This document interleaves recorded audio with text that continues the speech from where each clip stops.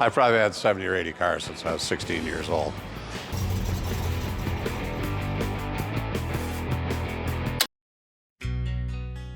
Hi, my name is Derm Stanky. My real name's Dennis. My friends all call me Derm. And I work here at Unique. And I'm kind of a jack of all trades around here. I never know what I'm going to be doing from one day to the next, but I really enjoy being here. Why do you enjoy working here? I really enjoy working on the older cars because I've got a lot of experience with them. I've got a lot of experience with carburation and point ignition, which comes real easy for me. Whereas these guys back here, most of them haven't seen that much of that. Not to say that they don't know what they're doing, I'm just saying that this is different than what I grew up with. Are there any cars around here that you've personally owned in the past? Oh yeah.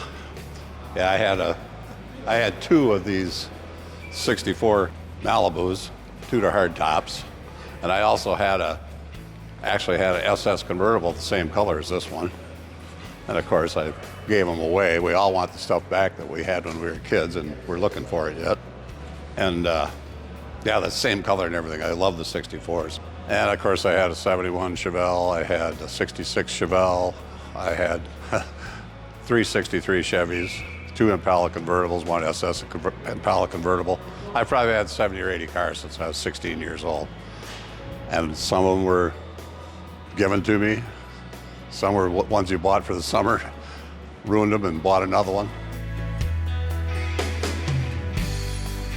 How much is that going to be? Well, it's going to be $400. Well, I'm not going to stick that much into it. I'm not going to fix it. Well, what are you going to do with it then? Well, I'm just going to get rid of it. I said, well, call the salvage yard and see what they'll give you.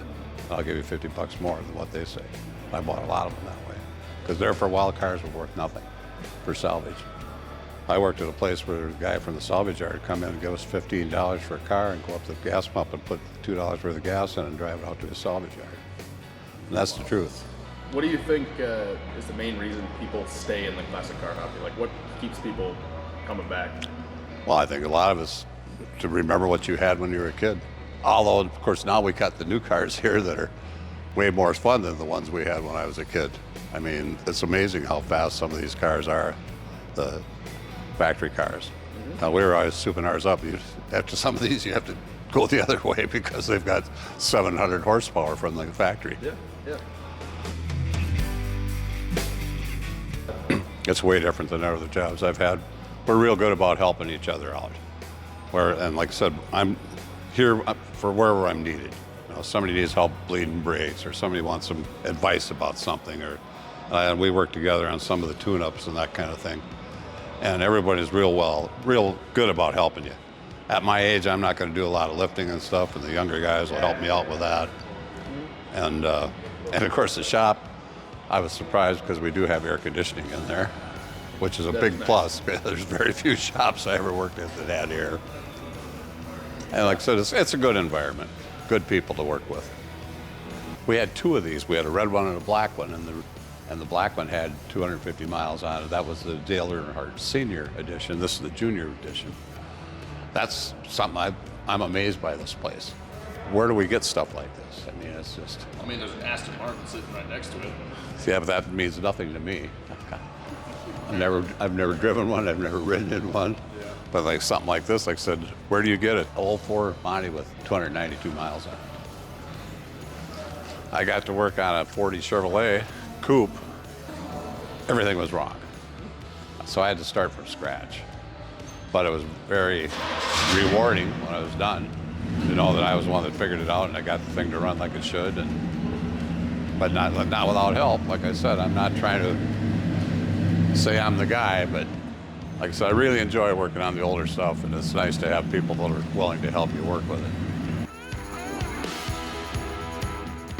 Yeah, I like a project now and then. It goes both ways, and like I said, my favorite time of the year is when the car shows come up, and I get to get them ready to go, get to drive them, get to make sure they're good to go. It can be a little bit frazzling because sometimes the time frames just aren't what you want them to be. Yeah. Well, and then you have the cars that get sold in between. You get one ready for the car show, and all of a sudden someone comes and wants to buy it. Well, you can't say, no, that's going to the show. We'll show it to someone else. So, but that's a good time of the year for me. well, what do I have to do to come in there and look at those cars? I said, you come to the front door and open it up.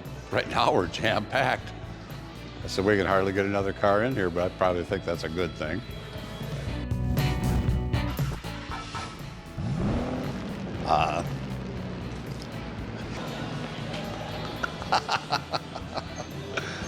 They said, Durham, we gotta get out here, we gotta get out here. We got your driver's training car. Well, it was a 1908 Sears horseless carriage.